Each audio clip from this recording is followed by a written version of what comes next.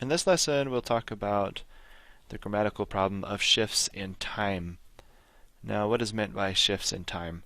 First, this is often referred to as tense. So, shifts in time, shifts in tense, it's basically the same thing. Walked is past tense, present tense would be walk, and future tense is will walk. So that's just kind of a review on what is meant by time, the time or tense of a verb. The rule here is to avoid unnecessarily shifting the verb tenses in your writing. Incorrect. He walked into the house and opened the fridge. Suddenly, he realizes he is not alone. So maybe you could detect the shift in the timing of the sentence. It starts out in past tense, walked, opened, and then it goes for no particular reason, it shifts into a present tense. Suddenly he realizes he is not alone. Those verbs are in the present tense. So you want to avoid unnecessarily shifting tense like that. In the corrected version, we could put it in all past tense. He walked into the house, opened the fridge, and suddenly he realized he was not alone. Now we are consistent. There's no unnecessary shift in the tense. But we just need to be consistent. That's the point. It's not like everything has to be in past tense. You could just as correctly say, he walks into the house and opens the fridge. Suddenly he realizes he is not alone. Now we are in the present tense in that sentence. Those sentences are all in the present tense. If you are telling a story, especially like a narrative like this, you need to choose the tense and stick with that.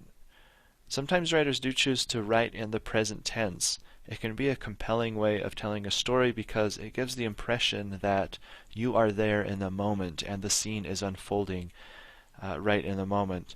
But most novels, most stories are written in the past tense. You can choose which one, but just make sure you stay consistent. It's more difficult to stay consistently in the present tense, and so if you choose that version, make sure you proofread carefully and see that you don't occasionally slip into past tense. There are some acceptable shifts in tense.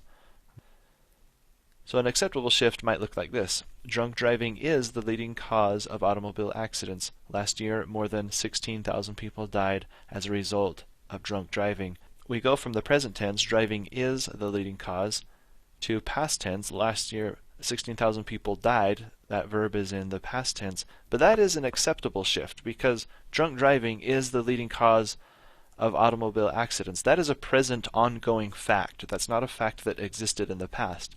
But the statistic, last year, and that's the key word, that's the key signal there, last year, more than 16,000 people died. And then we shift into the past tense. That is an acceptable shift. Okay, novels, movies, and articles kind of have their own little exception. When discussing events in a novel or ideas in an essay, use the present tense even if the author is deceased or the action is set in the distant past. So, for example, it would be Hamlet rejects Ophelia because he believes she is deceiving him. We don't imagine that happened in the past. It's a story. The story exists in the present tense. And so it's just a convention when writing about literature to write about it in the present tense. Even in essays like nonfiction, in the essay Shooting an Elephant, George Orwell describes his experience. Even though George Orwell is dead and the events are set in the distant past, it's still present tense. He describes. Okay, so that's the lesson on unnecessary shifts in tense. It's pretty short. It's not a difficult concept to grasp, but you'll just want to make sure that when you're proofreading that you identify your tense, especially when you're writing personal stories, especially when you're writing a story of any kind of narrative. That's when it's tempting to shift from present to past tense and back and forth. So just make sure that you're consistent and that when you do shift into tense that there is a good reason for it and that it's correct.